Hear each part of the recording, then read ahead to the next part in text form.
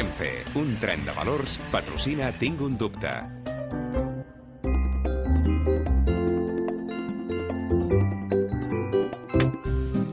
Clara, què tens? Què amagues? És que m'ha sortit un granet. Oh, que potser tens acné juvenil. No li veig la gràcia. Bé, una mica de gràcia sí que m'has fet. Ah, és que sóc molt enginyós.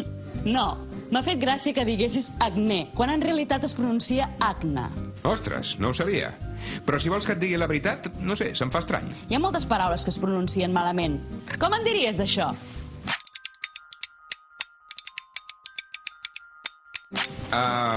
Atmosfera? No, atmosfera.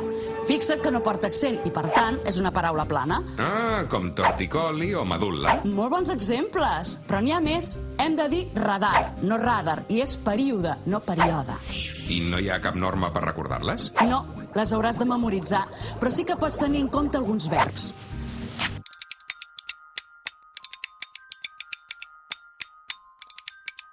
El present del verb canviar és jo canvio i no canvio. I a veure si tu canvies de rotllo. Va, però si tu t'encanta el meu rotllo. I a mi m'agrades molt amb granet o sense.